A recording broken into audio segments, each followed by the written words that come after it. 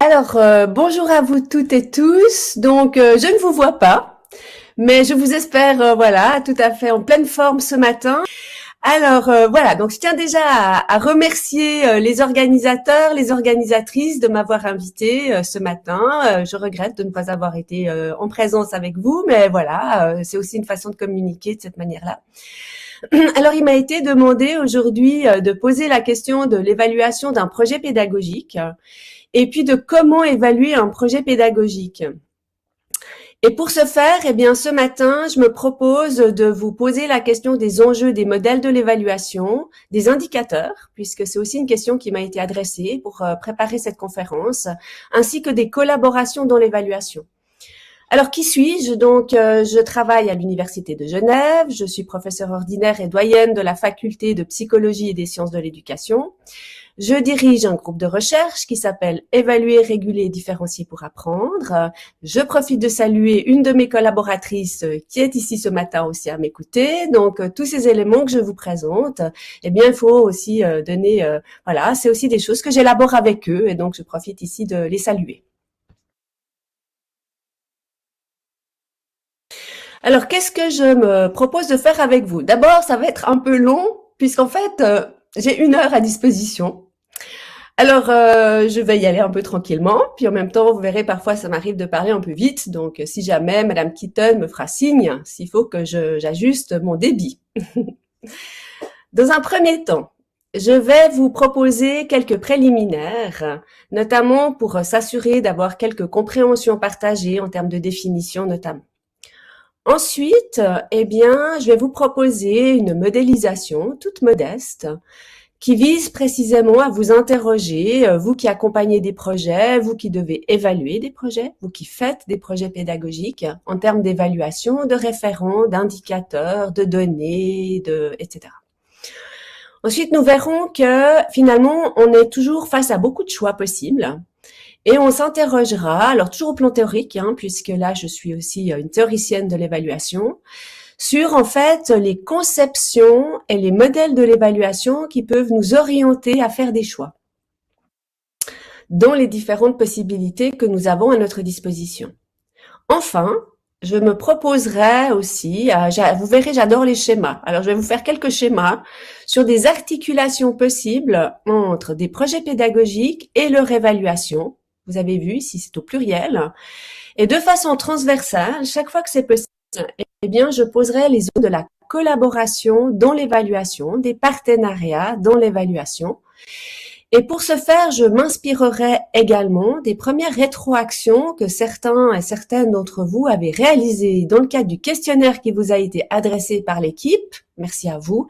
Et normalement, vous verrez, retrouver certaines de vos réponses et pour lesquelles, eh bien, ça m'a donné aussi un matériau pour réfléchir et je tiens à vous en remercier. Ensuite, nous terminerons avec une petite discussion. Alors, je vois qu'il y a parfois des petites flèches qui sont transformées en carrés. Alors, on va faire avec. Je vais découvrir un petit peu la transformation aussi de mon support PowerPoint par la technique. Voilà, donc ça, c'est un petit peu le plan pour ce matin. Quelques préliminaires, donc vraiment ici on va juste s'assurer de nos compréhensions communes et peut-être même que vous aurez des définitions différentes de certains concepts. Alors moi je vous invite à noter les définitions que je vous propose pour évidemment suivre après ma démonstration argumentative, mais après également lors des ateliers, eh bien de confronter vos définitions différentes et d'aller vers celles qui sont les vôtres dans votre terrain. Un premier élément, alors je tiens d'abord à m'excuser pour quelques éléments qui sont vraiment un peu des allants de soi à propos de l'évaluation, mais en même temps, j'ai de la peine, moi, à entamer mon intervention sans rappeler ces quelques éléments de base. Le premier peut-être allant de soi, c'est que quand on parle d'une évaluation, c'est-à-dire qui est ici formelle, donc formalisée, instituée, demandée par l'institution, eh bien, un premier élément important, eh bien, c'est toujours d'expliciter la fonction de cette évaluation. À quoi sert cette évaluation ici, par exemple, de projet pédagogique? Pour faire quoi? Quelle est la nature des décisions qui découleront des résultats de l'évaluation? Et je vous invite, enfin toujours avec les personnes avec qui je travaille, y compris avec le terrain, eh bien c'est de dire avant d'aller vers le comment, hein, qui fait quoi, quel moment, comment, par quel outil, etc. Eh bien c'est à chaque fois de se poser cette question de l'explicitation de la ou des fonctions de l'évaluation. Puisqu'en fait, vous savez que la littérature a mis en évidence qu'une évaluation peut permettre de réguler l'objet qui est évalué.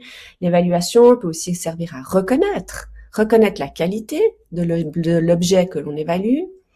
Cette évaluation peut aussi valider, certifier, mais elle peut aussi rendre des comptes, notamment quand on a des ressources qui nous sont attribuées pour réaliser nos projets pédagogiques, etc. Alors, vous voyez qu'évidemment, ce sont des évaluations différentes qui aussi, après, eh bien, amèneront aussi des choix différents lorsqu'il s'agit d'un projet pédagogique. Et j'aime bien rappeler ici, notamment quand on est sur une évaluation de projet, que ce que vous connaissez bien, à savoir la distinction faite entre évaluation formative et évaluation sommative, eh bien, initialement, elle a été proposée par un chercheur australien qui est Scriven, hein, ça date 1967, où lui ne parlait pas d'évaluation des apprentissages des élèves, mais parlait bien déjà d'une évaluation de dispositif ou d'évaluation de programme, ce qui est déjà proche évidemment de la notion de projet. Et lorsqu'il parlait d'évaluation formative, eh bien, il disait, ben voilà, dans un rôle formatif, l'évaluateur, eh bien, il doit jouer une part constructive grâce à l'évaluation avec toutes les contributions que l'évaluation permettra de faire afin d'améliorer le projet. Et là, l'évaluation, elle se met au service de l'amélioration ici du programme. Et puis, c'est les définitions initiales. Hein. Et puis, quand on était dans une fonction sommative, eh bien, le rôle de l'évaluateur, c'est de déterminer la valeur du projet. Et donc, cette distinction qu'on connaît bien pour l'évaluation des apprentissages des élèves, eh bien, initialement, en fait, elle a été déjà élaborée par Scriven pour l'évaluation des programmes. Vous n'êtes pas sans savoir que depuis, on a évidemment affiné ces éléments-là. On a des évaluations qui viennent avant le projet pour évaluer les besoins, pour diagnostiquer, pour décider est-ce que ce projet que l'on envisage, est-ce qu'il peut être accepté en fonction de cadres, de critères qui sont préétablis. Ensuite, eh bien, on aura une évaluation, par exemple, pour piloter, réorienter, améliorer le projet en cours de route. Et enfin, vous savez qu'on va pouvoir constater des effets pour pouvoir valider, certifier, par exemple, le projet tel qu'on l'a élaboré. Voilà, ça, c'est toutes des choses qu'on se redit juste pour être bien au fait de ce dont on parle. Deuxième élément aussi, en préliminaire, ici je m'inspire de l'adaptation de Halal 2008 en mettant quelques éléments un peu différents. On va se rappeler que toute évaluation formelle instituée, en plus maintenant elle est finalisée, et donc en fonction de la fonction ou des fonctions qu'on lui attribue, eh bien nous demande de définir précisément l'objet qu'on évalue. Donc ça va nous demander de définir notre projet pédagogique. Ensuite, l'évaluation, c'est un recueil d'informations, un recueil d'informations pertinentes au regard justement des objets et des dimensions que l'on a définies de notre objet. Ces informations vont devoir être interprétées. Interprétées, oui, mais comment? Alors, à partir de ce qu'on appelle un cadre de référence. Et c'est ici ce qu'on appelle le référentiel. Et on va arriver avec les référents, les critères d'évaluation et tout le tralala, dont on parlera tout à l'heure. Une fois qu'on a cette interprétation, on sera en mesure de formuler et de communiquer les résultats de l'évaluation à nos partenaires ou pour soi-même. Et toute évaluation finalisée invite à agir, dirait Céline Girardet qui est ici en train de nous écouter, à agir pour prendre des décisions de régulation, de validation, de certification ou d'acceptation du projet quand c'est au début du projet.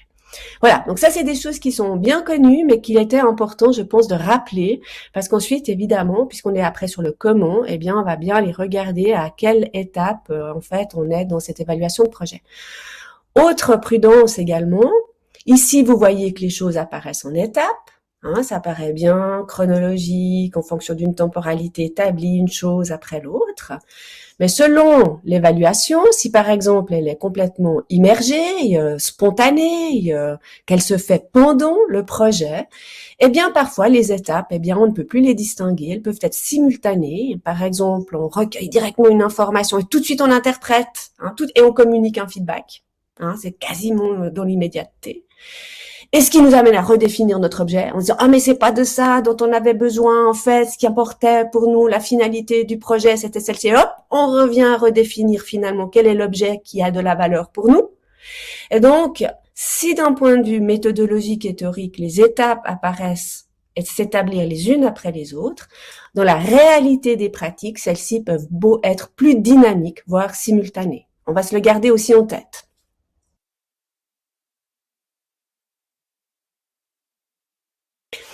Alors, si je reprends pas tout, vous verrez, je reprends quelques éléments maintenant par rapport au projet pédagogique, puisque c'est la demande qui m'a été faite ce matin. Quels sont les objectifs du projet pédagogique et quelles sont les composantes du projet pédagogique? Quelles sont les orientations pédagogiques du projet que l'on évalue, de notre projet quand on auto-évalue son propre projet? Quelles sont ses actions prioritaires? Vous avez vu, il y a des actions, mais certaines prennent du sens plus particulièrement aux orientations pédagogiques. Quels sont les moyens que l'on va mettre en œuvre? Quels sont les résultats que l'on escompte? En posant ce type de questions, c'est à ce moment-là qu'on sera en mesure de définir nos dimensions du projet pour pouvoir les évaluer et surtout, la littérature insiste sur le fait qu'on va devoir prioriser. C'est-à-dire qu'on va pas tout évaluer, mais en fonction justement de la fonction de l'évaluation, mais aussi de la temporalité de l'évaluation, à quel moment cette évaluation aura lieu, pour faire quoi? Eh bien, on va se dire, il y a certaines composantes ici qui sont prioritaires. Les autres, on n'est pas en train de dire que c'est pas important, mais pour l'instant, c'est pas notre objet. Et donc, ça demande de prioriser les différentes dimensions du projet au regard des fonctions et de la temporalité de l'évaluation. Ça demande d'échelonner les dimensions dans le temps. Et chaque fois que vous voyez un petit carré sur votre écran, c'est qu'il y a une flèche, en fait. Parce que quand on échelonne dans le temps, c'est qu'on admet aussi que quand on est sur un projet d'importance, avec des moyens, des partenaires, une temporalité, on va devoir rendre des comptes, on doit produire des ressources, etc. Eh bien, certainement que cette évaluation demande à une planification. Quelles sont les dimensions du projet qu'on va planifier? À quel moment? Pour faire quoi? Et lesquelles sont prioritaires en fonction du moment et de l'évaluation qu'on est en train de réaliser? Voilà, aussi toujours à titre de préliminaire. Quand on parle de recueillir des informations, alors, ça veut dire par quels moyens, par quelle démarche, en utilisant quels outils. Alors là, je vous invite à distinguer 3 ensembles de moyens. Classiquement, quand on est dans l'évaluation des projets et des dispositifs, on exploite les apports des démarches scientifiques pour assurer la qualité de nos outils d'évaluation. Quand on regarde l'historique de l'évaluation, depuis les années 80, là je parle des années francophones, mais on peut peut-être un petit peu aller avant, 1970, on se rend compte que l'évaluation est un champ de recherche en sciences de l'éducation qui s'est foncièrement ancré dans les méthodologies de la recherche scientifique. Et les outils de la recherche scientifique, de fait, on les utilise et on les exploite pour évaluer. C'est pour ça que vous verrez que, et vous savez ça, dans la littérature, eh bien, on verra qu'on dira, on va mettre des questionnaires en place, on pourra utiliser des échelles, on va pouvoir faire des entretiens semi-structurés ou ouverts, on va pouvoir faire des focus group, on va pouvoir faire des observations in situ avec des grilles d'observation, etc. Donc, quand on veut recueillir cette information pour évaluer notre projet, eh bien, on utilisera des outils de la démarche scientifique. Puis en même temps, eh bien, nous qui sommes les acteurs de nos projets pédagogiques, eh bien, on se rend compte que oui, mais. Parce qu'on a beaucoup de traces, en fait, qui sont déjà faites par le projet lui-même. C'est des traces de l'activité individuelle, de l'élève, de l'enseignant, d'un intervenant, un psychologue, etc. Et également collective. Et pour évaluer les projets, eh bien, on peut aussi utiliser ces traces produites par les projets et qui ne sont pas forcément, qui sont pas forcément des produits, des réalisations de démarches plus scientifiques, telles que je viens de les énoncer plus avant. Et enfin, il y a toutes ces évaluations qui vont être faites dans des échanges spontanés. Ça se fait dans le flux du projet. Ça se fait par imprégnation. Quand on est sur ce registre-là, on a pleinement conscience qu'on n'est pas dans un contrôle de l'information recueillie, comme par exemple en utilisant des questionnaires, mais on sait aussi que cette évaluation spontanée par imprégnation, c'est ce qu'on appelle aussi la valuation, selon Dewey, eh bien, est très puissante pour des ajustements au moment où ça demande à être fait, sans qu'il y ait besoin après d'une communication formelle, d'un écrit, etc. Voilà. Donc, on voit qu'on a finalement à disposition beaucoup de possibilités pour recueillir des informations, puis en fait, on choisit nos outils pour que ces informations recueillies soient pertinentes par rapport aux objets, aux dimensions qu'on veut évaluer. Et voilà, ça y est, on y arrive, parce qu'on m'a posé des questions là-dessus. Une fois qu'on a des informations qui sont recueillies, il s'agit maintenant de les interpréter. Alors, quand on est sur l'évaluation des apprentissages, on parle de référentiel, on parle de critères d'évaluation, etc. Et puis, si vous lisez du Figari-Remeau, par exemple, eh bien, vous voyez qu'on va aussi parler de critères d'évaluation pour des projets. Et puis, on va parler aussi d'indicateurs. C'est un terme qui revient très souvent quand on est sur l'évaluation des dispositifs ou même des recherches. Et si on nous aide à se dire, mais finalement, quels sont les référents, quels sont les indicateurs, quelles sont les relations entre référents et indicateurs, comment les penser finalement pour pouvoir interpréter nos informations recueillies dans le cadre d'un projet. C'est ce qui m'amène ici à vous proposer des éléments de définition. Lorsque je parle de critères d'évaluation, et ici je m'inspire de la méthodologie d'évaluation en éducation et formation de Figari et Remeau de 2014, eh bien un critère d'évaluation, c'est ce qu'on appelle un référent, en lien avec référentiel. D'accord ? Ce référent, eh bien, on l'utilise pour juger la qualité, ou si on est dans un autre paradigme, la valeur de chaque dimension du projet que l'on veut évaluer. Le référent ou le critère, c'est ce par rapport à quoi on va évaluer notre projet. Et l'ensemble des référents, parce qu'il y en a plusieurs, ça forme le référentiel de l'évaluation. Ensuite, vous allez me dire, et l'indicateur dans tout ça? Alors, je suis pleinement consciente que dans la littérature et dans les méthodologies d'évaluation, eh bien, on a plusieurs définitions de la notion d'indicateur.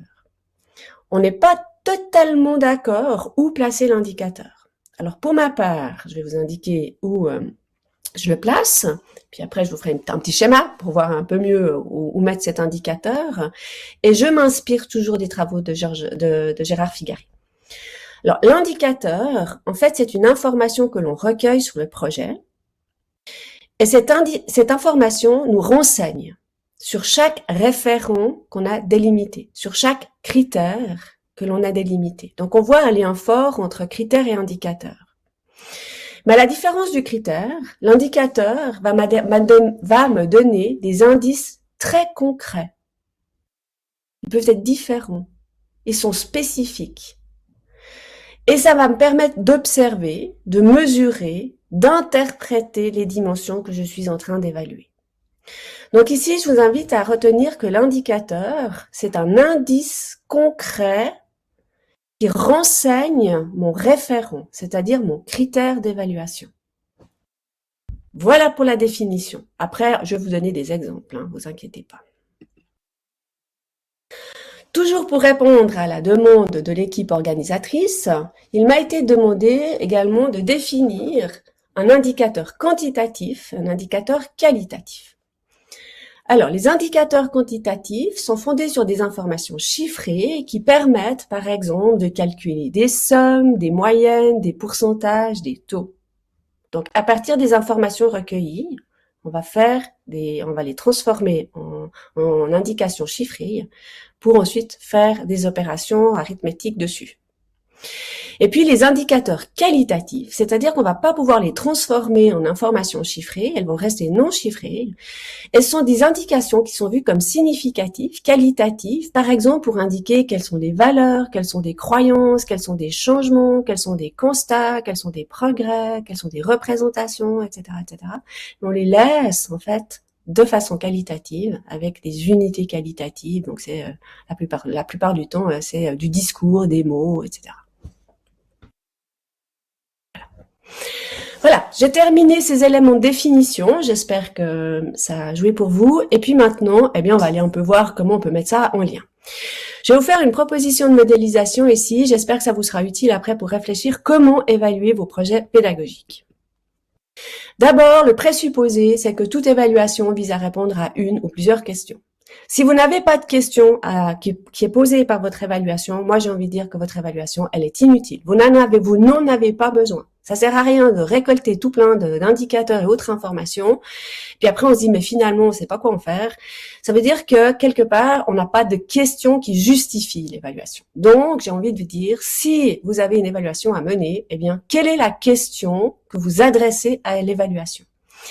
Et puis, cette question, en fait, c'est une enquête particulière.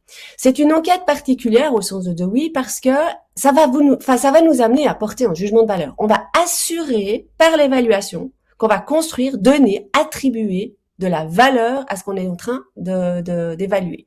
Parfois, vous verrez, je dirais aussi la qualité, en sens très global du terme, de ce que l'on évalue. C'est ça l'évaluation. Évaluer, ça veut dire construire de la valeur, attribuer de la valeur à l'objet qui nous intéresse.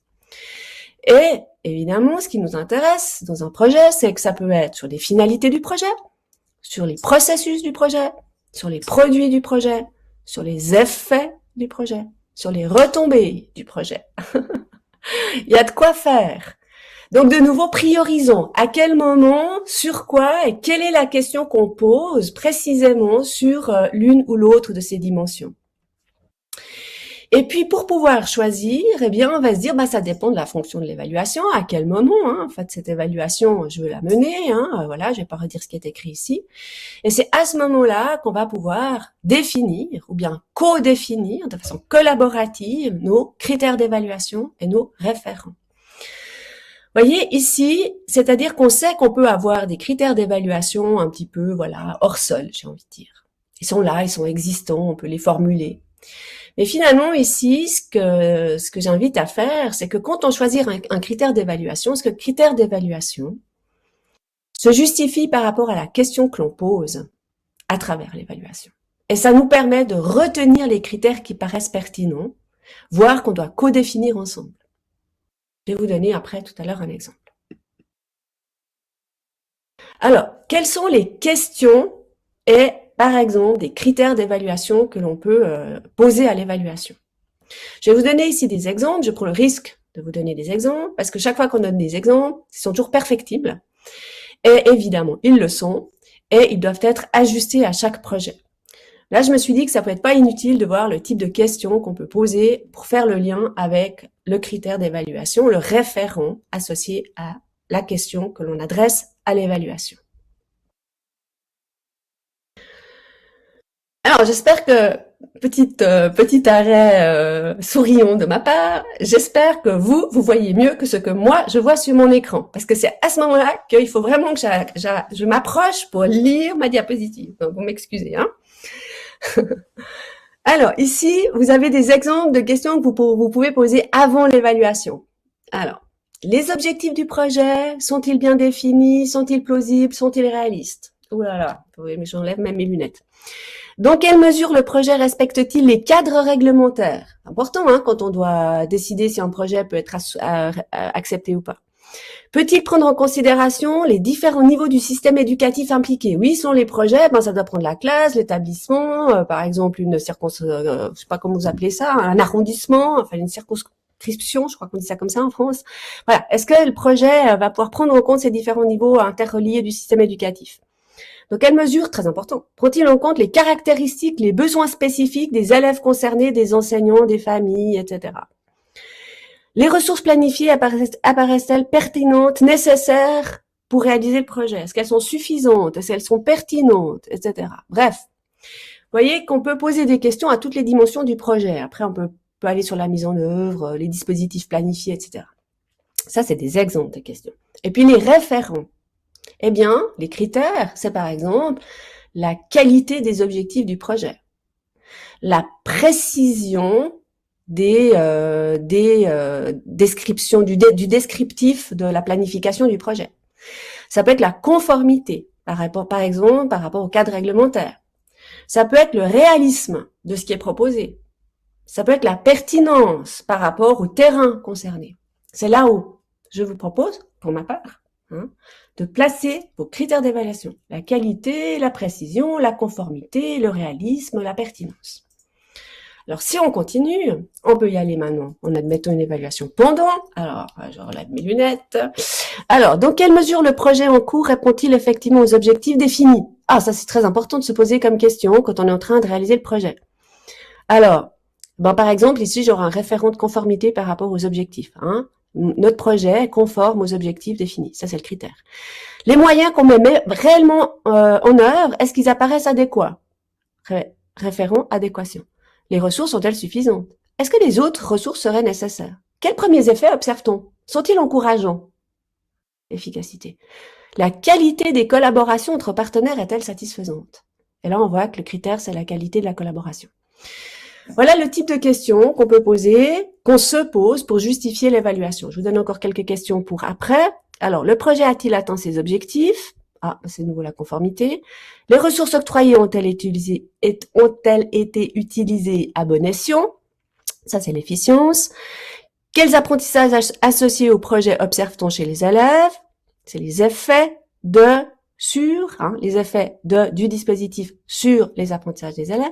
Quelles sont les retombées du projet? Est-ce qu'elles sont des retombées positives, négatives? Et notre référent, voilà. J'espère que vous voyez un petit peu le type de questions qu'on pose à l'évaluation pour justifier nos référents. En bref, l'évaluation répond à des questions que l'on adresse à la valeur du projet. La valeur du projet, c'est ses visées pédagogiques, sa pertinence, son coût, sa faisabilité, son adéquation, son efficience, ses retombées. Faut pas tout faire, il faut choisir. Et qui justifie l'évaluation. Et ce faisant, ça va nous permettre de définir nos référents, donc nos critères, les informations à recueillir et toutes les étapes que je vous ai présentées tout à l'heure. Surtout, j'espère que je vous ai fait un peu peur avec toutes ces questions. Parce que le problème, c'est que on n'arrête pas de vouloir tout évaluer et si on ne se pose pas les questions que l'on adresse à l'évaluation, le risque aussi, c'est qu'on fasse des évaluations inutiles, c'est ce que j'appelle des frénésies évaluatives. Alors le fait de bien circonscrire le questionnement que l'on adresse à notre projet, c'est aussi pour que notre évaluation ait du sens et qu'on ne fasse pas des évaluations qui ne servent à rien, comme parfois on peut l'observer. Au fait, on ne sait pas quoi faire de nos indicateurs, par exemple. Avant le projet, peu de temps après le démarrage, au milieu du projet, en fin de projet, quelques mois après le projet ou au fil de l'eau. Ça, c'est les catégories que votre équipe organisatrice, Madame Keaton, m'a transmises pour préparer la conférence. Alors maintenant, il faut modéliser tout ça. C'est une proposition que j'ai réalisée tout exprès pour vous ce matin. Évidemment, il y a d'autres choses qui sont possibles. Mais ça me paraissait pas... moi, intellectuellement, ça m'a beaucoup intéressé de m'amuser à faire cette modélisation pour vous ce matin, pour essayer de bien placer toutes ces questions d'indicateurs, référents, tout ça. J'espère que ça vous sera utile aussi pour vos ateliers tout à l'heure. Vous avez la question. Vous formulez votre question ou vos questions, singulier ou pluriel. On a vu que ces questions permettent de définir les référents. Ce par rapport à quoi je jugerai la valeur ou la qualité de mon projet ou du projet si je suis un évaluateur externe.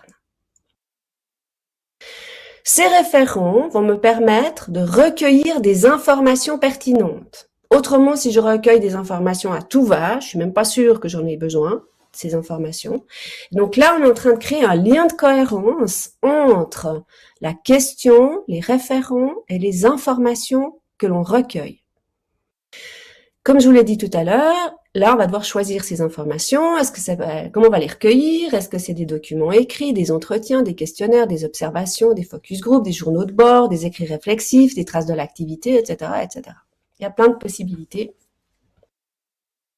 qui se présentent à nous.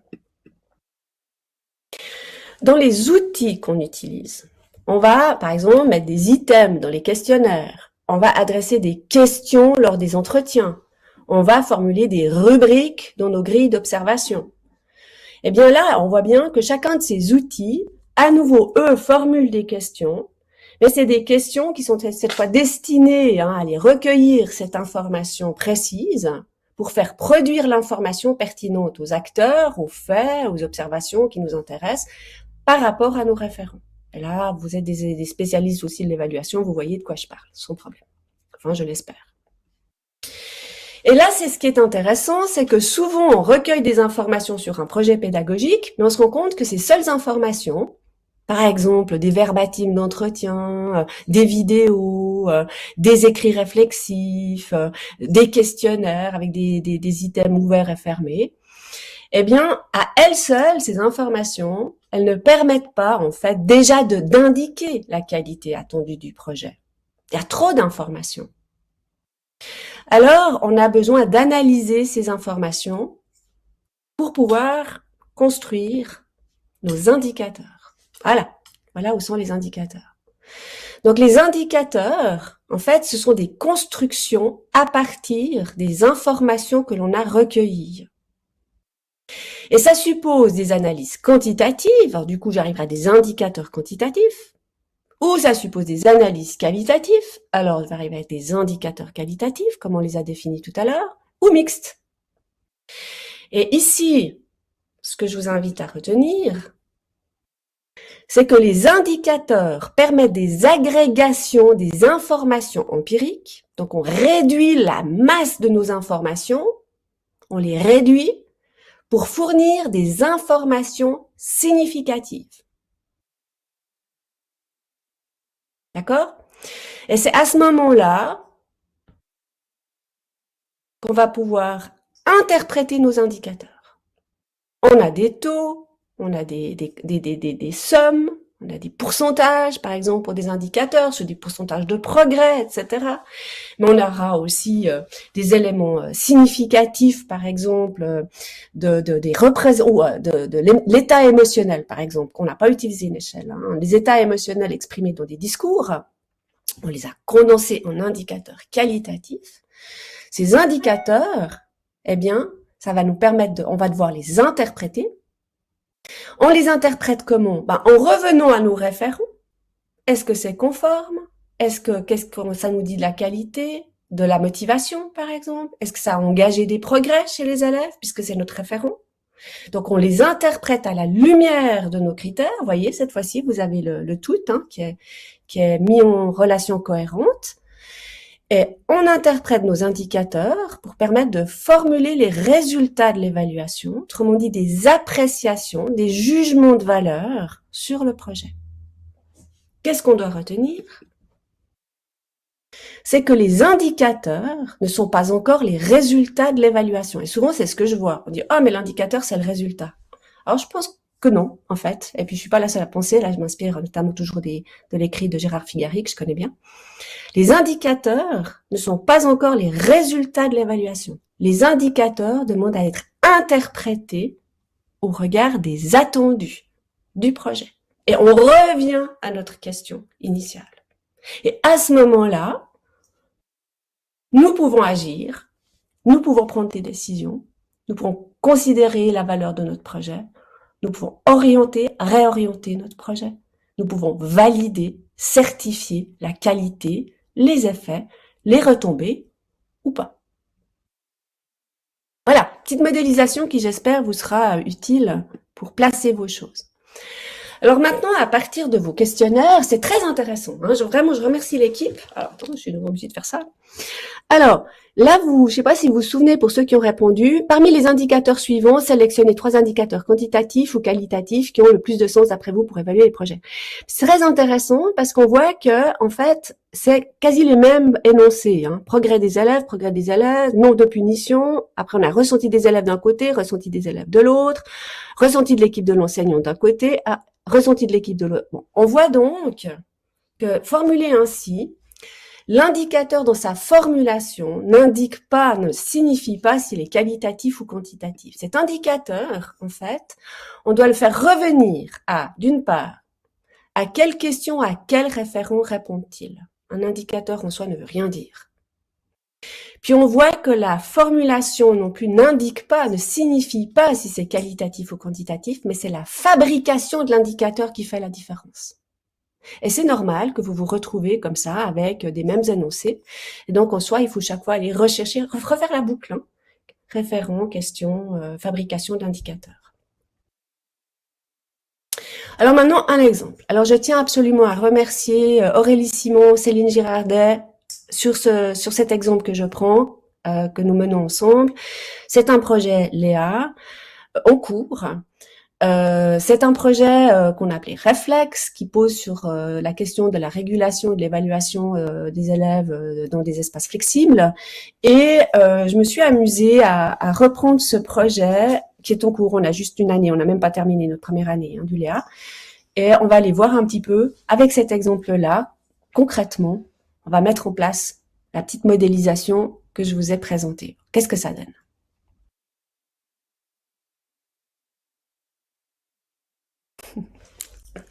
Je ris parce que je vois quasi rien sur mon écran. Alors, le projet pédagogique. Il faut dire que le projet pédagogique, vous savez que dans les Léa, on combine évidemment recherche et puis projet pédagogique en lien avec la fabrication de ressources, soutien au développement professionnel des enseignants. Je vous apprends rien. Et donc là, on va juste rester sur le versant pédagogique du projet du Léa. Alors, actuellement, tel qu'il est, il est formulé, parce que dans une approche collaborative, eh bien là, les formulations s'affinent, évidemment, au fur et à mesure. Eh bien, dans le cadre de ce Léa, eh bien, l'idée, c'est que nos élèves apprennent à faire des choix pour les rendre toujours plus acteurs et actrices de leur évaluation et autorégulation dans un contexte de classe flexible. Et donc, on a formulé l'idée d'une éducation au choix, donc pour les élèves, de telle sorte à ce qu'ils soient plus impliqués dans les dispositifs de régulation d'apprentissage qu'on leur propose, avec ce contexte spécifique, c'est qu'en plus c'est dans des classes flexibles, et donc ils ont vraiment une nécessité de faire des choix par rapport à des possibilités plurielles qui leur sont proposées déjà au niveau de l'espace. Maintenant, on passe à l'évaluation. Alors, l'exemple que je vous donne ici, eh bien, c'est une évaluation qui sera en cours de développement collaboratif du projet. C'est-à-dire qu'on va la réaliser pendant, quasi à la fin de la première, maintenant en fait, quasi à la fin de la première année du projet. On en parlait avec Céline hier, que je salue encore là tout à l'heure, j'ai fait un petit clin d'œil. Ça serait ce qu'on ferait maintenant, le mois prochain, le mois suivant, fin de l'année. Fin de l'année scolaire. Cette évaluation, ça sert à réguler notre projet par rapport à nos intentions initiales. Alors, la question que l'on adresse à notre évaluation ici est la suivante. Dans quelle mesure les dispositifs concrets que les enseignantes ont élaborés pendant ces premiers mois en dimension collaborative, alors ces dispositifs concrets qu'elles ont élaborés pour leur classe, dans quelle mesure offrent-ils des opportunités aux élèves de faire des choix, de les exprimer et de les justifier. Et ça, c'est notre première question, en fait. C'est de dire, on a mis en place des dispositifs. Alors, est-ce que véritablement, ces dispositifs offrent les opportunités aux élèves de faire des choix, mais pas seulement, mais aussi de les exprimer, de les justifier, etc.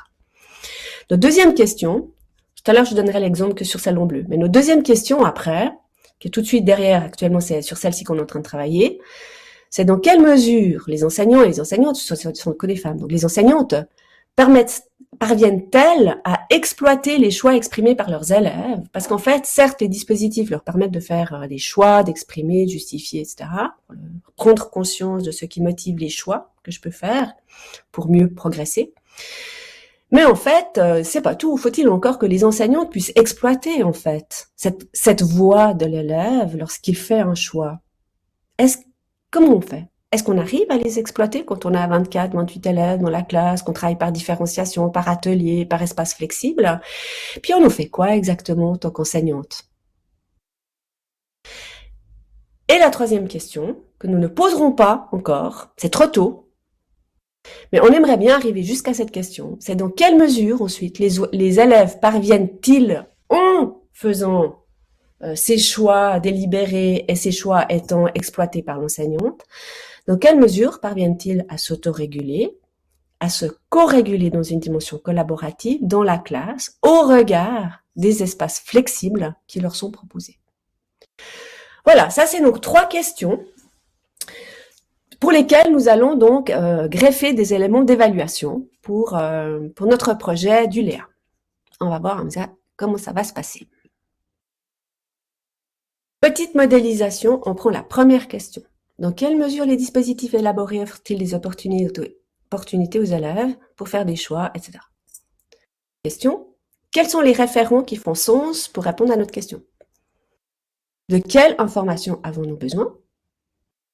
Sur quels indicateurs, qualitatifs, quantitatifs, allons-nous nous appuyer? Voilà, vous avez comme ça la petite modélisation pour réaliser notre évaluation.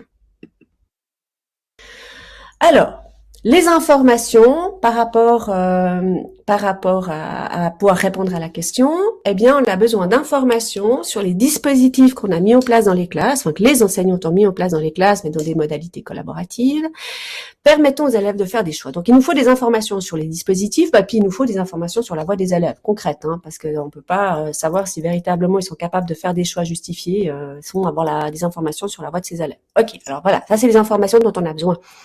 Alors, comment on va les obtenir? Je vois rien du tout.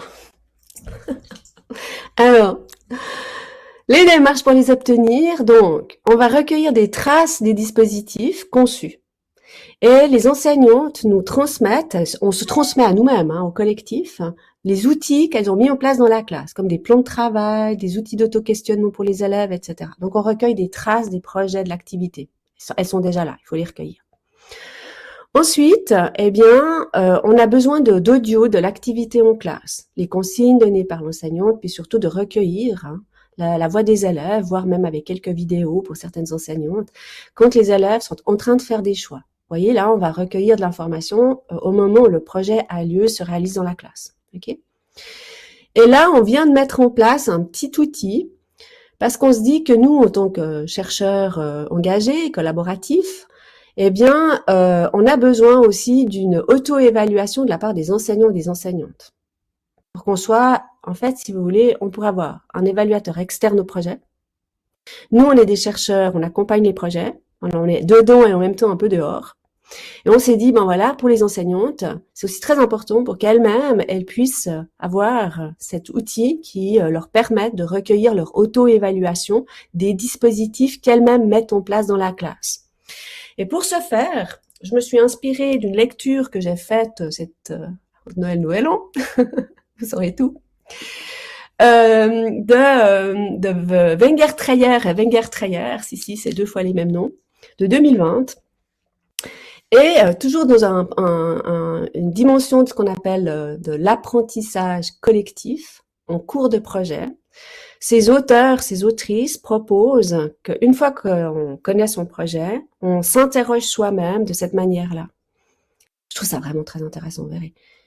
Moi, en tant qu'enseignante, maintenant je parle en tant qu'enseignante, qu'est-ce qui fait pour moi une différence dans ce que j'ai proposé par rapport à ce que je fais habituellement? Donc, il y a un projet, on sait qu'il y a un projet, on a construit le projet ensemble, on met en place des dispositifs vus comme innovants, puis après, je me pose des questions, en fait. Qu'est-ce qui fait la différence pour moi par rapport à ce que j'ai l'habitude de faire? Ensuite, quels sont les indices concrets que moi, je vois dans ma classe, auprès de mes élèves, dans ma pratique, qui montrent que ça fait une différence. Et là, vous voyez, on est en train d'aller chercher les indicateurs. Hein? Et là, il y a un positionnement individuel, auto-évaluatif de chaque enseignante qui se pose juste ces deux questions. Hein, par rapport au dispositif que j'ai, on l'a déjà décrit. Pour moi, c'est quoi ce qui fait la différence par rapport à ce que je fais habituellement? Puis maintenant, quels sont les indices qui, pour moi, montrent que ça fait la différence? Parce que des fois, on fait des choses dans les classes, puis on se dit, mais en fait, je vois pas la différence par rapport à ce que j'ai l'habitude de faire.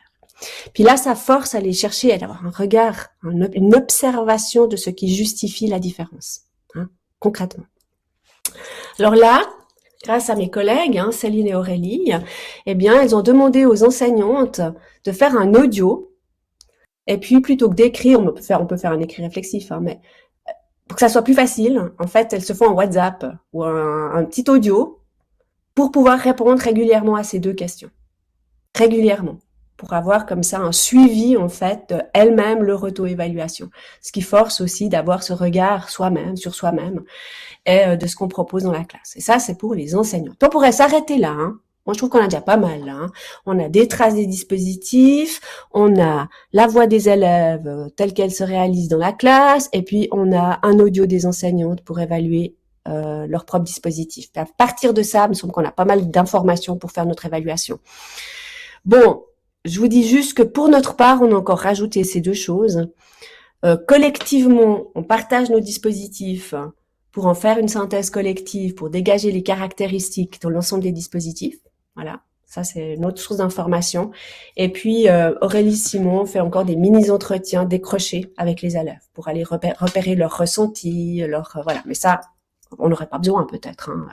Mais enfin, je vous dis un petit peu le type d'information qu'on peut obtenir. Si vous avez envie de me taquiner, et vous pourriez me dire, oui, mais Lucie, là, c'est de la recherche que vous faites là, de la recherche. C'est ce qu'on fait en recherche. Moi, je vous dis, oui, bien sûr. Alors, qu'est-ce qui justifie l'évaluation? C'est que ces informations-là, on sait, on va les évaluer pour formuler une appréciation et pour porter un jugement. Et que pour le faire, et qu'on veut que ça soit contrôlé, eh bien, on va faire fonctionner nos référents et nos indicateurs. Pour répondre à notre question, finalement, ces dispositifs, vraiment, les élèves, ils peuvent faire des choix, ils arrivent à s'exprimer, ils sont capables de justifier leurs choix. Vous ne savez pas, c'est des petits élèves, hein, donc 4 ans, 10 ans.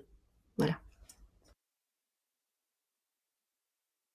Pour ne pas vous faire peur d'emblée, on ne va pas tout utiliser.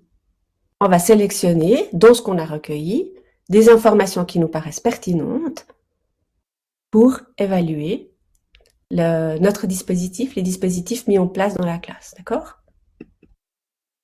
Et par exemple, en termes de référents, hein, on va se dire, est-ce que ce qu'on a mis en place dans la classe avec les élèves, est-ce que ça leur offre des possibilités de choix réels? Ou est-ce que c'est des faux choix? On a vu des faux choix parfois. On croit qu'en fait qu'on donne des choix aux élèves et puis en fait il n'y a pas de choix réel, c'est des faux choix. Donc est-ce que c'est vraiment, est-ce que nos dispositifs le permettent? Deuxième référent, est-ce que nos choix ont du sens? Font sens pour les élèves? Est-ce qu'ils font sens pour les enseignantes? Donc on va évaluer la qualité des choix parce que par exemple les élèves justifient les choix, c'est pour faire plaisir à la maîtresse. Moi, j'ai compris que je commence par faire ça parce que, par exemple, je sais pas, puis on pourrait imaginer que c'est une bonne chose, hein, puis Céline, qui connaît bien le dispositif, elle pourrait rajouter des choses, hein. Par exemple, c'est, je commence par faire la tâche qui est la plus rapide pour moi. Non, mieux. Je commence à faire la tâche qui m'est proposée parce que je sais que dans tel coin de la classe, il y a mon camarade X et puis que je l'aime bien, en fait. Et donc, en fait, c'est bien. Mais est-ce que nous, ça fait sens par rapport, par exemple, à des intentions didactiques? Ouais, bref, il y a ce type de questions qu'on doit se poser. Est-ce que le dispositif est gérable par l'enseignant? Ça, c'est un référent qu'on se dit toujours, hein. Parce que bon, c'est bien joli de faire des choses, mais si c'est pas gérable pour les enseignantes, ça le fait pas, hein. Ça, c'est un référent, un critère. Et voilà, est-ce que ça apporte un plus par rapport à nos pratiques habituelles? Parce qu'on fait tout ça, mais il faut que ça apporte un plus. Donc ça, c'est nos référents. c'est nos critères. Et hop, on regarde nos indicateurs. On a nos indicateurs qu'on va mettre en correspondance avec un des indicateurs qualitatifs sur la voix des élèves. Déjà, est-ce que les élèves parviennent à s'exprimer? Et on voit que parfois les élèves n'arrivent pas encore à exprimer leur choix. Qu'est-ce qu'ils disent? Quel type de choix ils font? Mais on pourrait tout à fait produire des indicateurs quantitatifs ici avec un petit questionnaire. D'ailleurs, il y a une enseignante, Céline me le faisait remarquer hier, qui le disait. On peut produire un tout petit questionnaire avec les élèves et ils cochent les types de choix. Donc, on les a catégorisés. Et puis ensuite, ça permet par exemple de faire une somme en disant voilà, il y a plus de ce type de choix dans ma classe. Ce qui me permet après de me dire est-ce que ces choix font du sens, est-ce que ça correspond à mes intentions didactiques par rapport à mon dispositif, etc. Et là, on voit le jeu de l'évaluation qui peut se faire. Et donc là, on construit nos indicateurs qualitatifs ou quantitatifs. Qu'est-ce que je retiens de tout ça? Alors, vous avez vu, c'est une évaluation en cours de route qui se met au service du projet. Là, clairement. Hein. On fait cette évaluation, c'est une évaluation interne quelque part, c'est les acteurs du projet qui font cette évaluation avec les informations qu'on recueille, qui sont très contrôlées, pour pouvoir permettre à notre projet d'atteindre en fait le mieux possible les visées pédagogiques de notre projet qu'on a mis en place dans le cadre de ce Léa. Ici, et juste pour terminer, Céline me faisait la remarque toujours hier en disant et puis c'est des choses qu'on va pouvoir formaliser lors de la dernière réunion avant les vacances d'été pour avoir un premier bilan en fait à la fin de notre première année de projet. Pour savoir ensuite comment on va pouvoir continuer. Et quand on continue, ben vous pouvez voir les questions suivantes que j'ai adressées tout à l'heure. C'est est-ce qu'on arrive à exploiter les choix? Est-ce que ça permet aux élèves véritablement de progresser, etc. Maintenant, je souhaite aussi insister sur cet élément-là, c'est que je vous ai donné à voir ici ce qu'on appelle une référentialisation en cours de projet. Qu'est-ce que ça signifie? Il y en a qui savent, je m'excuse de me répéter. C'est que nos référents, en lien avec les indicateurs que l'on produit, ils se co-construisent avec la collaboration de l'ensemble des partenaires. Peut-être pas l'ensemble des partenaires, on pourrait se demander, c'est à quel moment les élèves sont impliqués là-dedans. Nous, on va essayer de les impliquer l'année prochaine. Du coup, les élèves, ils auront aussi leur mot à dire là-dessus. Pour l'instant, on est en train de mettre en place les dispositifs. Mais enfin, on co-construit nos référents avec nos partenaires.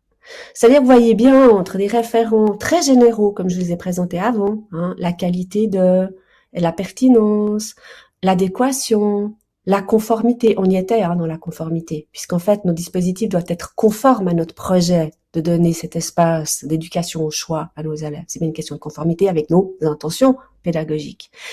Mais ensuite, par la référentialisation en cours, eh bien, ça se traduit de façon très précise au regard des caractéristiques de notre projet. Et c'est donc normal qu'il y ait cette forme de retraduction des référents pour notre projet en cours. Ce qui n'empêche pas qu'à la fin de notre projet, on peut revenir à dire est-ce que notre projet était conforme à nos objectifs visés. Et on revient à des indicateurs plus globaux. Ici, je voulais vous montrer que l'évaluation est dynamique, qu'elle va être évolutive, et qu'elle va se mettre au service de ce projet. Et donc, c'est normal qu'on ait des référents et des indicateurs qui vont aussi évoluer, se transformer, répondre aux besoins du projet. Et c'est ce qu'on appelle la référentialisation au sens de Figari. Je regarde l'heure. On m'a dit que j'avais droit jusqu'à E10, donc je vais pouvoir encore continuer un petit peu. Collaboration dans l'évaluation. Maintenant, je vous ai déjà donné des éléments sur la collaboration. Alors, la littérature sur les dimensions collaboratives. Alors, il y a des spécialistes dans la salle. Je profite aussi de saluer Laurent ici, qui est très spécialiste de toutes ces choses avec d'autres. Eh bien, moi, il y a un élément qui me touche beaucoup dans la question des écrits sur la collaboration. C'est bien sûr qu'on peut dire à nos partenaires qui fait quoi, à quel moment on contractualise les choses, etc. Mais qu'il y a un élément décisif pour permettre à nos partenaires, surtout quand on pilote les projets, de se sentir partie prenante, c'est sur les décisions qui sont prises. S'il y avait un élément sur lequel on devrait être très attentif dans les collaborations, c'est quand il y a justement ces éléments décisionnels qui ponctuent l'évaluation, eh bien, c'est dans quelle mesure nos partenaires et quels partenaires sont partie prenante des décisions que l'on prend. Très rapidement, voilà, est-ce que c'est l'équipe de direction? Là, je reprends les catégories que Madame Keaton m'a transmises. Est-ce que c'est l'équipe de direction, l'équipe enseignante? Est-ce que c'est une équipe pédagogique, médico-sociale? Est-ce que c'est des intervenants extérieurs? Est-ce que c'est les élèves, les parents, les associations, les partenaires? D'accord? Tout dépend de la nature de votre projet. Tout dépend de la nature de votre projet, des fonctions de l'évaluation. À un moment donné, tout le monde ne doit pas y être. Et à un moment donné, il y a d'autres partenaires qui doivent y être, au contraire. Donc, ça dépend, comme vous l'avez vu, de la temporalité de l'évaluation. Est-ce qu'on veut une évaluation interne, externe ou collaborative? Qui décide les démarches que l'on va entreprendre? Bien sûr, on peut dire lesquelles, qui les met en œuvre, etc. Mais qui décide? Comment vous décidez, en fait? Qui décide les analyses qu'on fait sur les informations recueillies? Parce que très souvent, dès qu'on doit faire des analyses un peu qualitatives, beaucoup de données, ou bien quanti, on va pas forcément tous les faire. En tout cas, mes expériences montrent que pour qu'un projet soit efficace, il faut aussi distribuer les rôles selon les expertises des uns et des autres. On ne fait pas tout toujours tous ensemble. Alors là, par exemple, s'il y a une distribution de rôles par rapport à nos expertises, qui est tout à fait normal, néanmoins, c'est le qui décide, le type d'analyse et qui fait quoi. Ensuite, de nouveau, on interprète des indicateurs, on va devoir prendre des décisions en fonction des interprétations. Qui décide? Donc, vous avez vu ici la dimension des choix qui vont pouvoir se faire au regard des contextes de la pratique expérimentée. C'est très important, ce sont les enseignants, c'est eux qui sont les premiers aux prises avec les dispositifs à mettre en place dans les classes. La dimension collaborative suppose évidemment un contexte collectif, et j'ai déjà vu dans certaines de vos feedbacks, c'est le temps de la concertation, ces moments collectifs qui sont cruciaux, mais en même temps qui sont précieux, et souvent on est en manque de temps. Puis il y a le contexte des évaluateurs, des chercheurs, qui peuvent avoir une dimension évaluative dans leur recherche, et puis qui ont aussi leur propre contexte, parfois qui diront, c'est nous qui allons faire des analyses, par exemple quantitatives.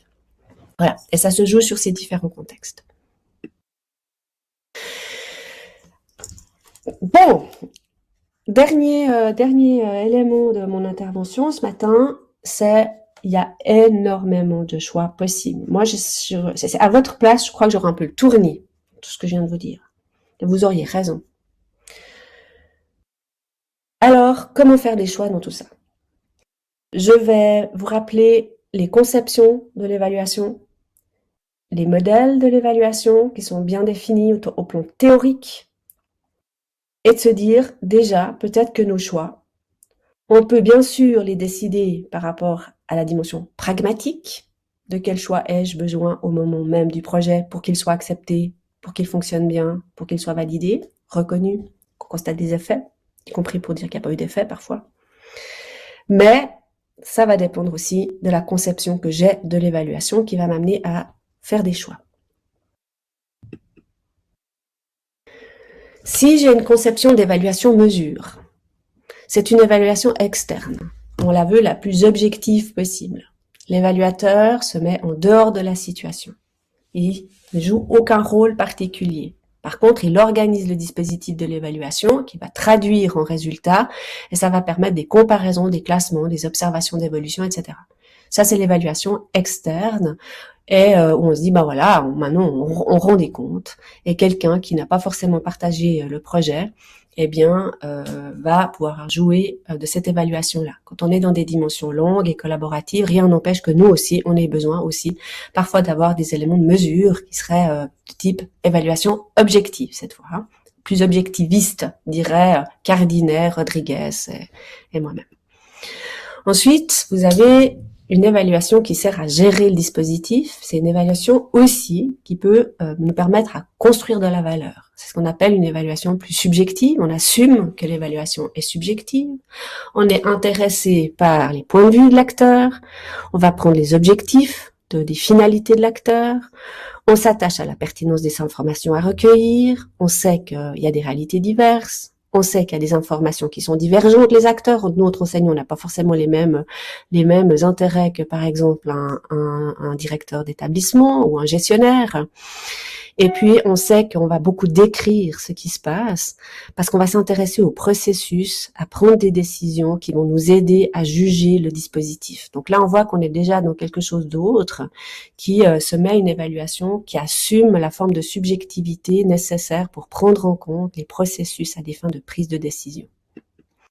Puis vous avez le dernier modèle d'évaluation, ce qu'on appelle l'évaluation négative et active, en lien aussi avec les propositions de Vial ici, l'évaluation valeur. Et puis là, eh bien, on sait qu'on va s'intéresser au processus, au point de vue respectif, à la subjectivité, mais on accepte que dans l'évaluation, il va y avoir des négociations.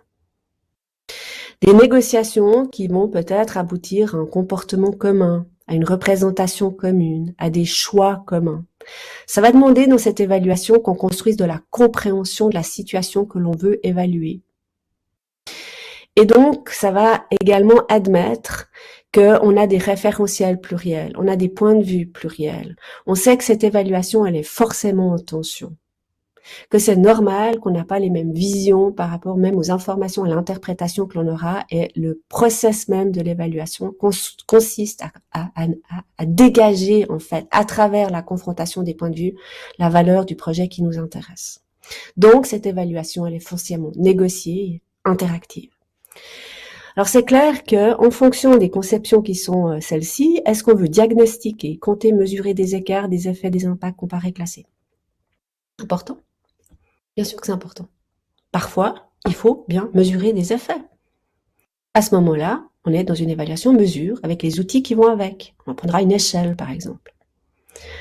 Ou est-ce que notre évaluation, elle vise à planifier, ajuster, réguler, piloter, accompagner? C'est celle que je vous ai montrée tout à l'heure. Évaluation, gestion.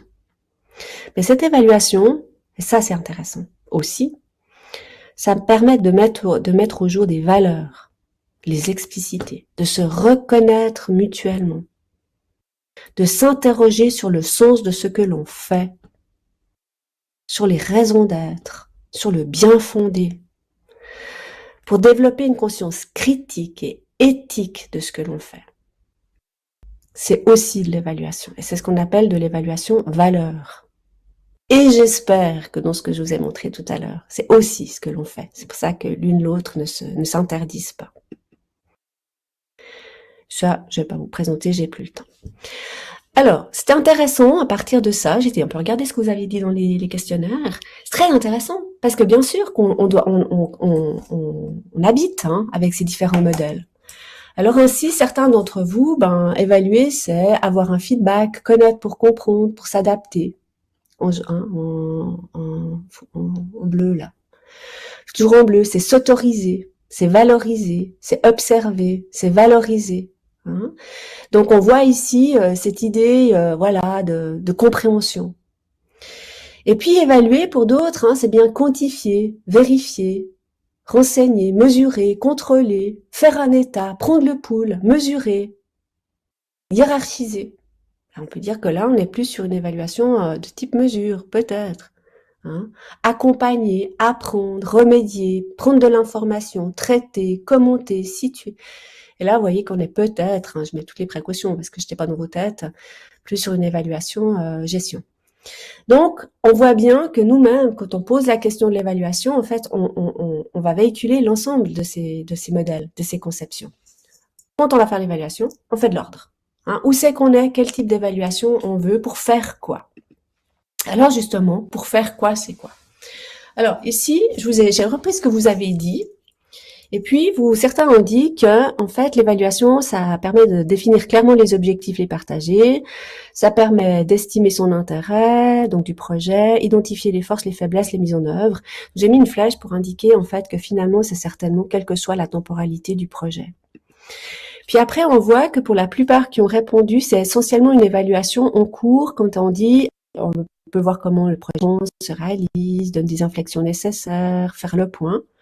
Mais c'est ça qui est intéressant, c'est que la plupart ont vu l'évaluation essentiellement pour mesurer des résultats. Voir jusqu'où le projet a été avec ses faiblesses, ses réussites. C'est important, attention, je dis pas que c'est pas bien. C'est juger les résultats de l'action. C'est mesurer si les objectifs fixés en amont ont été atteints. C'est faciliter la diffusion du projet. Très intéressant, très intéressant. Si c'est efficace, bénéfique, c'est normal. Il faut se poser cette question. Est-ce qu'on peut poursuivre? C'est faire le point. Ah, ça peut être un point intermédiaire. C'est mesurer des performances. Je sais pas, reproduire des bonnes pratiques. Estimer s'il atteint ses objectifs. Voilà. Donc c'est vrai que la conception première, souvent de l'évaluation, c'est d'aller vers ça. Hein, c'est de se dire, bon, bah maintenant, il faut voir ce que ça produit. Voilà, si Madame Keaton m'autorise à donner au pronom encore 2 minutes, je vais continuer. Vous me faites ça ou je peux m'arrêter? Ok, parfait. Alors, je voulais juste vous montrer encore ça. C'est l'articulation entre les projets et l'évaluation. Je vais vous montrer 3 exemples d'articulation et qui peuvent se combiner. Attention, ça se combine. Hein. C'est pas uniquement se dire c'est l'un ou l'autre, mais peut-être aussi pour vous, quand vous faites vos choix, ça va savoir se dire quelle articulation est pertinente pour notre projet. La première, c'est la plus classique. Il y a une évaluation au départ, il y a un projet 1. Le projet est terminé, on évalue. On utilise les résultats du premier projet pour aller vers un deuxième projet, etc., etc. C'est la plus classique. L'évaluation est externe, décrochée du projet. La deuxième, donc je retire ça de la littérature scientifique. Hein. La deuxième, c'est qu'on fait ça c'est, je pense que vous faites la plupart. Bon, je sais pas en fait, c'est mes représentations que j'ai. On fait une évaluation au départ si le projet peut être accepté. Ensuite, on sait qu'à certains moments du projet, on va faire une évaluation pour pouvoir réorienter le projet. On peut le faire plusieurs fois. On arrive à la fin du projet, on fait une mesure à ce moment-là, par exemple, avec des indicateurs quali ou quanti qu'on interprète. Et puis plus tard, on va les regarder les retombées. D'accord? Ici, dans ce cas-là, on voit que l'évaluation est clairement articulée, planifiée à différents moments, mais elle reste encore un peu externe à l'évaluation, au projet. C'est bien. Pourquoi pas? La question n'est pas là. C'est qu'est-ce qu'on veut faire? Troisième modèle, l'évaluation fait partie du projet. D'accord? Donc, il y aura une évaluation au début. J'aurais dû mettre la petite flèche au début. Ensuite, on peut aller avec le projet qui démarre, comme par exemple je vous ai montré, puis après on est dans une phase clairement évaluative, et on sait ce qu'on fait. C'est nous les évaluateurs. C'est nos questions à nous. Elles sont pleinement, nos questions de l'évaluation, elles sont pleinement articulées à notre projet. Hein? Et puis ça nous permet d'aller sur la suite du projet, et on peut planifier selon la temporalité différentes phases, comme ça, avec une évaluation finale. Ensuite, vous pouvez combiner les différents modèles. Et je rajoute les petites vagues ici. Les petites vagues, c'est toutes les évaluations, vous dites dans le fil, dans le flux du projet. Parce qu'évidemment, elles sont capitales, celles-là. Et puis, elles peuvent être subjectives, spontanées, plus ou moins instrumentées, etc. Et je pense que même si on voulait pas qu'il y en ait, là, il y en aurait. Parce qu'on ne peut pas s'empêcher, et heureusement, de porter des jugements de valeur sur nos projets. Mais alors, jugement de valeur, au nom de quoi? Et on revient dans le collectif, et on peut discuter au nom de quoi on pense que notre projet a atteint ses objectifs ou pas. Au nom de quoi on pense qu'on a suffisamment de ressources pour mener le projet ou pas. Voilà, ça aussi peut-être que ça peut vous être utile pour faire la distinction entre évaluation formelle, ah oui, vous dites au fil de l'eau, et des évaluations informelles au fil de l'eau. Ça, je vous laisserai, évidemment, le PowerPoint, le PDF du PowerPoint, je vous le laisse à disposition. Vous avez un collègue qui a exprimé toutes ces représentations de la nécessité de l'évaluation. Je vous remercie pour ce partage. Vous pourrez en prendre connaissance tout à l'heure. Et puis, je vais terminer avec ça. Attention.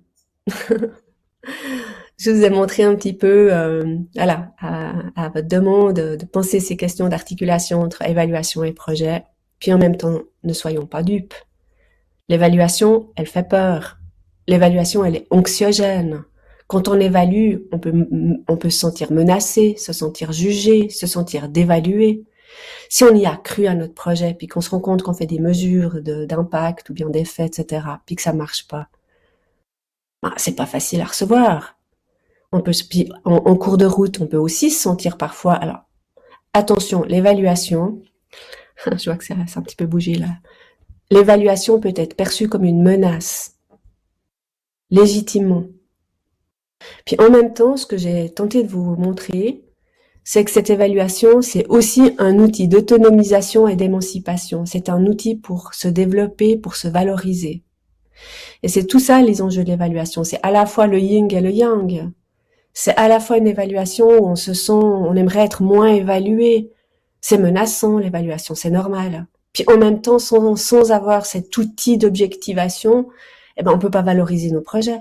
On peut pas s'améliorer. On a besoin de ces éléments d'évaluation pour justifier aussi, faire reconnaître la pertinence de nos projets, pour pouvoir ensuite peut-être dissémer nos projets, hein, les partager avec d'autres. Donc voilà, donc on est en tension des sortes de frénésie évaluative, mais on fait une sorte de folie évaluative aussi, il faut tout évaluer. Alors moi j'ai très peur de ça. C'est ce qui m'amène à vous dire, déjà commençons par poser les questions voilà, très précis sur quelles sont les questions que l'on adresse à l'évaluation. Puis le reste, on n'a pas besoin d'évaluer à mon avis. On reformule les bonnes questions. Et attention, en sachant que c'est aussi un outil de développement, de valorisation.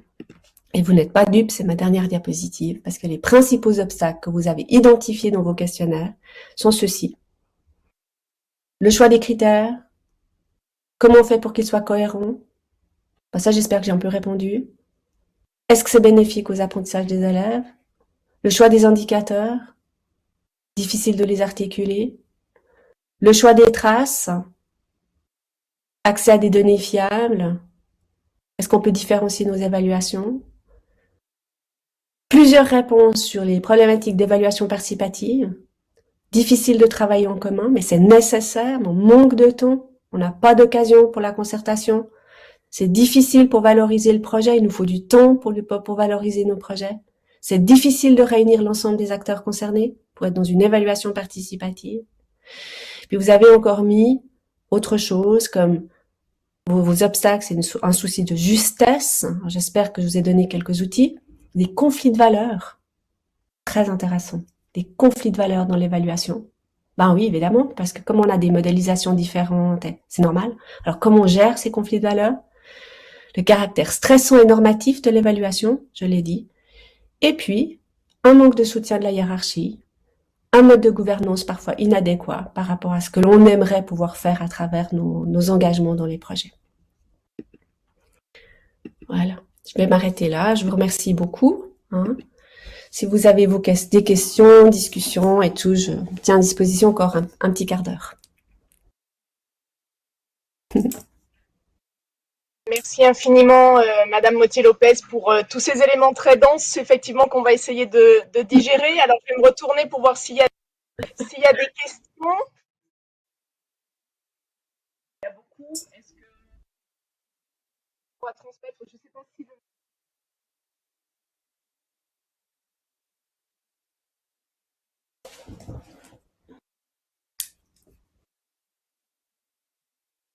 Est-ce que vous m'entendez là, Madame Mottier-Lopez? Oui, très bien. Oui, donc le micro fonctionne. Alors, est-ce qu'il y a des questions? Il va y avoir une phase de digestion. Je suis désolée. Alors,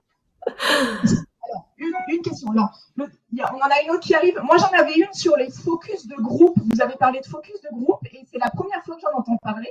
Autant les écrits réflexifs, ça me parle. Les verbatims d'entretien aussi, mais les focus de groupe, je vous avoue que je ne connais pas. Okay. Merci. Je démarre avec cette question, c'est ça? Oui, d'accord. Comme ça, je sais plus du micro. Merci. Oui. Voilà. Désolée si vous êtes un petit peu, peut-être trop d'informations tue l'information. Parfois, c'est ce qu'on dit. J'espère que, ou alors c'était que c'est des choses qui étaient extrêmement convenues pour vous et je m'en excuse.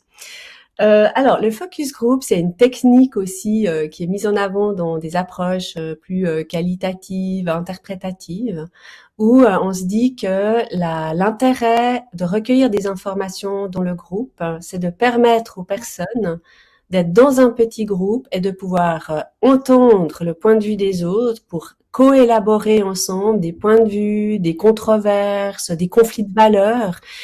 Et du coup, c'est bien aussi une méthodologie tout à fait utilisée, puis qu'on croise, par exemple, avec d'autres méthodologies où on n'a que le point de vue individuel. Et ça permet, grâce au focus group, d'aller plus repérer aussi des confrontations de points de vue, de valeurs, etc., de représentation sur un objet commun. Et c'est parce que j'entends le point de vue de l'autre que mon point de vue, et si j'ose l'exprimer, c'est tout l'enjeu du focus group, que je vais pouvoir exprimer des éléments de ma représentation et de mes valeurs parce que je le mets en tension avec ce qui a déjà été exprimé par d'autres. Voilà, et c'est vraiment une technique extrêmement intéressante à utiliser quand on veut aller, par exemple, construire des valeurs communes. Et on sent que, par exemple, dans un projet, on a de la peine à faire avancer sur un élément commun parce qu'on est dans des éléments très divergents dans ce qu'on pourrait faire. Ça vaut la peine d'aller avec une petite technique de focus group. Non pas du tout pour dire qui a raison, mais c'est pour faire émerger les éléments de tension qu'on peut avoir entre les participants et qui sont tous légitimes. Hein. Après, c'est comment je construis ensemble des choses communes à partir de nos confrontations, par exemple, de conflits de valeurs. Voilà. Merci. Alors, déjà, merci pour j'ai une question sur les dernières diapos. Vous avez présenté 3 articulations possibles. Ah oui. La deuxième, avec l'évaluation au cours du projet, je vous posais la question si c'était des évaluations distinctes les unes des autres ou une mesure à différents temps du projet des indicateurs qui participent à une évaluation globale. Ou si madame, je trouve que c'est la quatrième articulation. C'est celle-là dont vous parlez, c'est ça? Oui, c'est ça. On voit plusieurs évaluations au cours du projet. Est-ce que c'est des mesures des mêmes indicateurs pour évaluer au cours du projet et arriver à une évaluation finale ou c'est vraiment des évaluations distinctes les unes des autres? Ouais. Alors justement, quand je parlais de qu'est-ce que, enfin, avec les différentes conceptions et modèles d'évaluation que vous connaissez bien hein, dans la littérature, ça permet de la planification de l'évaluation et en fonction de qui fait l'évaluation, parce que par exemple, ben, c'est des décideurs hein, qui font l'évaluation, hein, où on doit rendre des comptes et on n'est plus les mêmes, c'est plus les mêmes partenaires. Donc ça permet ici, par rapport à cette modélisation, effectivement de dire à quel moment la pertinence de la mesure, y compris faite par exemple par d'autres, par un évaluateur externe, dans cette temporalité-là, eh bien où c'est qu'elle se place légitimement. Alors par exemple dans le modèle 2, dans la littérature, je vois que si on est dans une conception très mesure d'effet du dispositif pédagogique, eh bien vous aurez déjà une mesure par exemple en cours de projet, à la fin du projet, puis les 3 hein, après retomber. Alors que, par exemple, dans l'articulation du 3, la modèle 3, eh bien, on peut tout à fait imaginer en cours de projet ici quelque chose de plus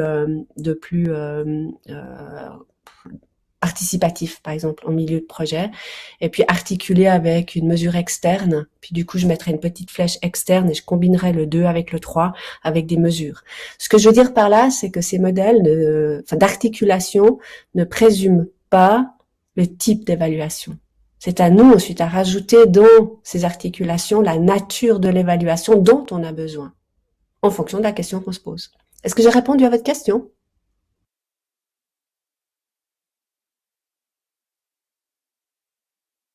Dans le chat sur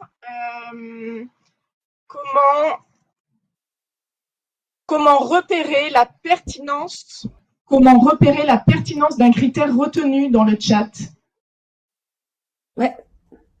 Ouais, c'est bien. Je sais pas dire si c'est bien ou pas bien. Oh là là là. Merci pour la bonne question. Oh là là. Ouais. Alors, moi j'ai pas de réponse, j'ai jamais de réponse totale et absolue. Hein, vous avez compris. Hein. Pour moi, là, c'est Sabine qui a posé la question. Merci Sabine. C'est pour ça que j'aime bien, ouais, je me m'auto-congratule.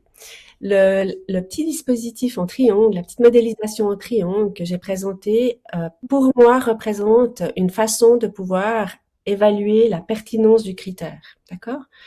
Parce que ce critère, quand on prend le critère, est-ce que d'abord, c'est un critère qui est suffisamment cohérent et qui me dit quelque chose de la question qui est posée par l'évaluation. D'accord? Mais si on voit que ce critère-là, on n'arrive pas à avoir des informations pertinentes, on n'arrive pas à recueillir des informations pertinentes du projet pour pouvoir créer notre indicateur et interpréter notre indicateur à l'aune de ce critère, ça veut dire très certainement que c'est pas un critère qui est pertinent dans la façon dont on l'a formulé, et ça veut pas dire qu'on s'est trompé dans le critère, enfin, on s'est certainement trompé dans le critère, mais ça veut dire qu'on s'autorise à réajuster le critère. Le critère, en fait, c'est pas qu'on change nos attendus, c'est qu'on va devoir reformuler la teneur du critère, d'accord? C'est ce qu'on appelle la référentialisation au sens de Figari, pour que ce critère-là puisse bien effectivement être aligné à la question qu'on pose à l'évaluation, mais qu'on puisse assurer également la cohérence et le lien entre indicateur, information, indicateur, critère. Si à un moment donné, il y a une rupture de cohérence sur mon triangle, le triangle, c'est que certainement, il y a un problème de définition quelque part. Ou alors un problème d'information recueillie. Ou alors on n'a pas bien calculé nos indicateurs. Ou construit nos indicateurs qualitatifs. Donc votre question, quelque part, m'amène à dire que quand on pose la question du critère, de la pertinence d'un critère, eh bien, certainement qu'il va falloir penser le triangle pour pouvoir juger la pertinence. Alors du coup, c'est la pertinence du critère, mais on peut aussi le faire pour la pertinence des informations ou la pertinence des indicateurs. Et vous revenez toujours à la question. Quelle est la question que l'évaluation pose pour juger la pertinence de notre triangle, en fait, des trois pôles du triangle. Merci. Une autre question. Bonjour, merci pour votre intervention. Moi, ma question, c'était sur l'évaluation interne et subjective que vous avez, en tout cas pour moi, entre guillemets, revalorisée. Mais j'avais une question sur ces risques. Je pense notamment au paradoxe performance-préférence ou encore au biais de confirmation. Donc, on a une posture impliquée et subjective dans le projet. Et ben, comment les dépasser? Est-ce que vous avez des garde-fous? Oui. En fait, merci. Ouais. Bien sûr, chaque modèle a ses apports et ses limites. Je vous invite évidemment à lire Mercier Brunel, Jorot, Vial, tous vos auteurs de référence français là. Et on voit bien que la question de l'évaluation subjective et interne, elle a été très critiquée et très légitimement critiquée. Vous le dites bien. On est tellement pris dans nos projets, on y croit tellement, que finalement, on a aussi une capacité à écarter des informations et des indicateurs qui, quelque part, montreraient que peut-être nos projets, ils sont un peu, probablement pas si, on va dire, de qualité, une grande valeur ou efficace, ou les termes que vous voulez utiliser, ça dépend comment vous voulez les utiliser, que imaginer. Ça, je veux dire, c'est reconnu. Et en même temps, cette subjectivité, elle donne une information capitale sur le cœur du projet.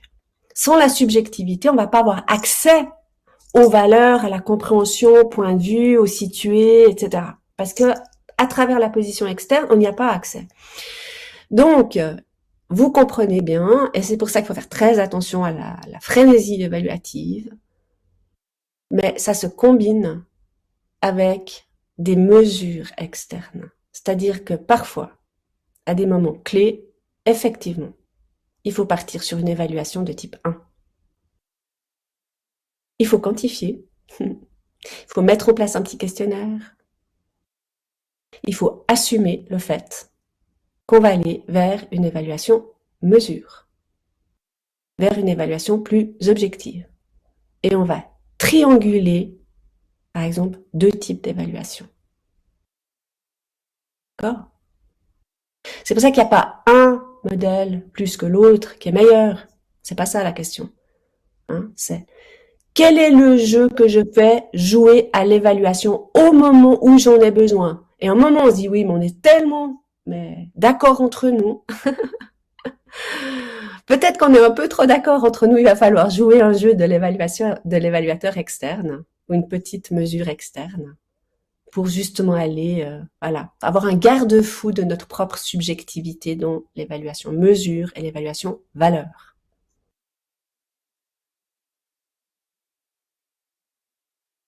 Merci beaucoup. C'est un petit peu ce que fait la CARDI quand elle se déplace et quand elle accompagne précisément les projets. Elle vient se positionner en avis critique pour faire un petit peu ce pas de côté, aider les équipes à revenir vers une idée de mesure et voir un petit peu comment tout ça évolue. Un immense merci. On va passer à la phase 2. Et puis en plus, ma batterie est faible. Donc voilà. Très bien. C'est la technique qui parle pour la fin. Un immense merci vraiment pour pouvoir partager le diaporama, pour votre présence ce matin qui va nourrir, je crois, toutes les dimensions du rectorat et des équipes de projet. Et puis, on vous tiendra bien sûr au courant parce que vous nous avez posé une question à nous, équipe de la CARDI, qui était la définition d'un projet pédagogique. Je n'oublie pas et dès qu'on l'a trouvé, on vous en fait part. Voilà. Avec grand plaisir, je vous souhaite une bonne suite de journée. Je vous remercie pour votre accueil. Merci beaucoup et merci aux personnes en ligne aussi. Très belle journée à vous. Merci. Au revoir. Au revoir.